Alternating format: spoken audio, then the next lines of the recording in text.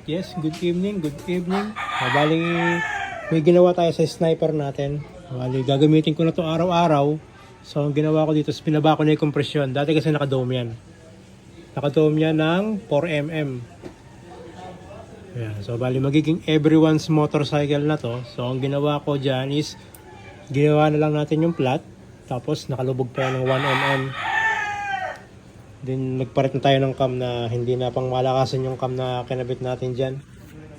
Tapos binilig natin sa BBA type na ulit siya. Yan, BBA na yan. Bali yung sa mga nagpapalit ng sa mga nagpapalit ng rocker arm na pang NMAX.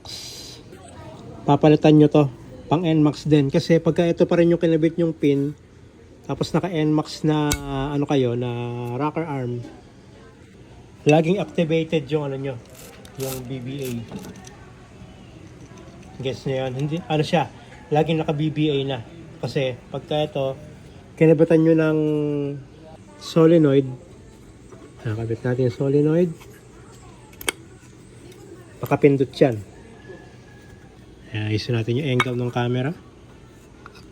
Kabit natin yan. Tingnan nyo itutulak nyo yung pin.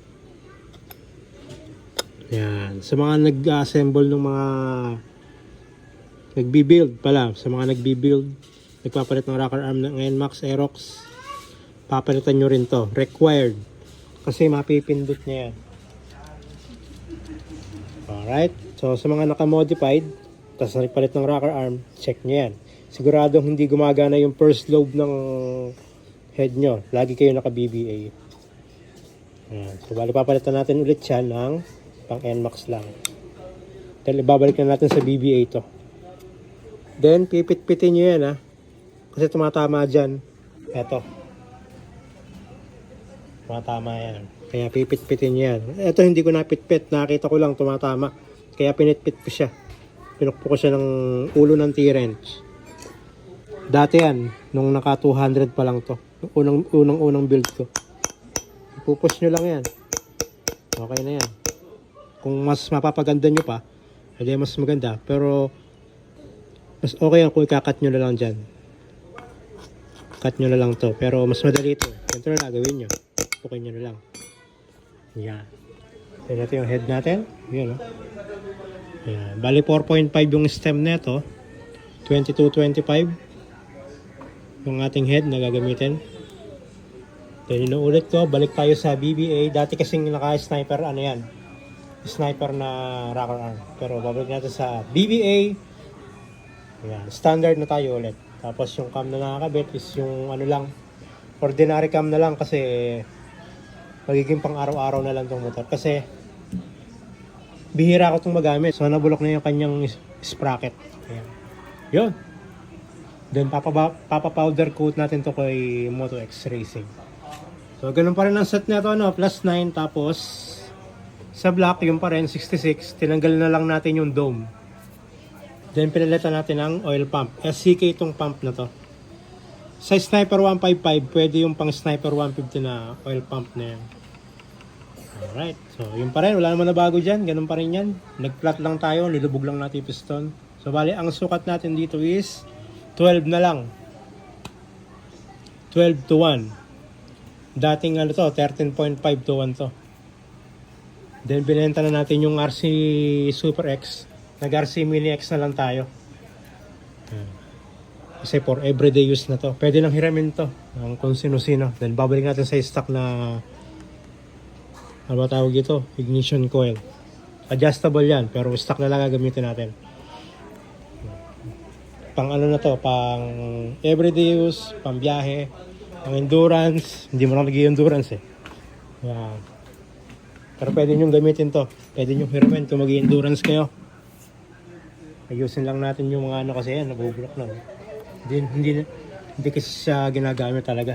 Pang lang. Pang birahan lang. Dun sa radiator niya, yan. Pro taper plus yung kanyang oil cooler.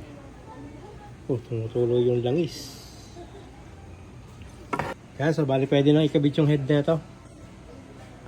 So, yun, yan. Naiayos na natin yung makina. Buo na to. So, bali hindi muna natin papaanda rin to. Yan. Kasi may marami pa akong gagawin dyan. ISK wiring, mga nabulok kasi. Parang nagapok yung wire. May mga umido-umido.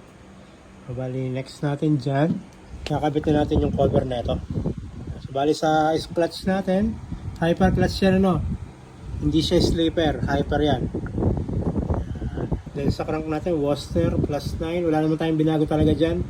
Yung profile lang ng piston, saka cam, saka yung rocker arm, binalik natin sa BBA type.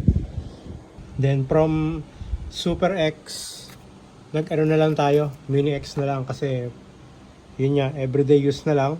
Tapos oil cooler sa radiator natin, Pro Taper yan. Ayan, para nagka-damage. Ayan mo na. Then fuel pump natin, UMA yung fuel pump niya, 4.0 bar. So hindi ko na pinakita yung pagkakabit ng block tsaka head kasi same lang naman to. Kung paano natin ginagawa yung NMAX Aerox, same lang din na dito kasi yung head na to is pwede sa Aerox B1 version 2 tsaka NMAX version 2. Yan. Pagkakaroon lang ng ganyan. Ito lang pinagkaiba, yung sa bracket papuntang chassis. Wala na masyadong special dyan. Hindi muna natin papanda rin kasi unti-unti lang naman gagawin yan. Hindi ko naman i-rush kasi may mga ginagawa tayo. Alright, so good morning. Ngayon ko ulit tuloy. Inantok na ako gabi. Pero nasalinan ko lang ng coolant. Ayan, may hangin pa yan. Kaya ganyan. So, bali, let's hear it for the first start. Ayan. So wala pang pipe kasi wala pang gasket. Naibigay ko pala kay J-Lab yung gasket ko dito na exhaust. So pwede naman paanda rin yan. Tunog baka lang.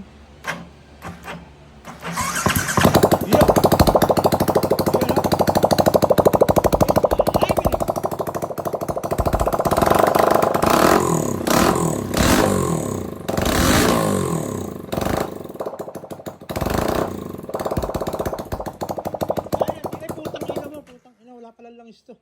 Hayop. Dinrain ko nga pala langis na ito kasi binuksan ko to. Ba yan? So, lagyan ko muna ng langis. Nakalimutan lagyan ng langis. Pinaandar. So, ito muna. Pang tricycle. Ito lang available sa labas. Mabilisan lang. Salilan muna natin. Pang tricycle.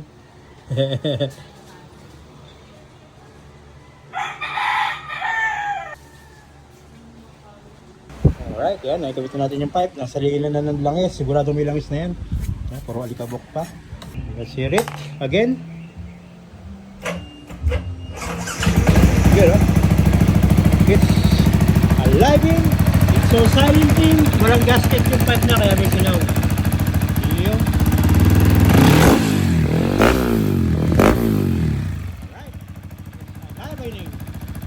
Alright, it's alive in. Let's rev it.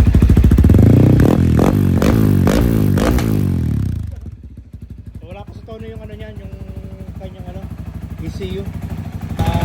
Ulap natin. I-bleed natin yan para matanggal yung kanyang hangin-hangin. Alright, so yun. Thank you po sa panonood. Next natin, gawa na ulit tayo ng mga NMAX Aerox. Soon, gumawa na rin tayo ulit ng MIUI 125. Tingnan natin yung availability ng mga pyesa ng MIUI 125. Gagawa na ulit tayo ng. Alright, so yun. Thank you and goodbye.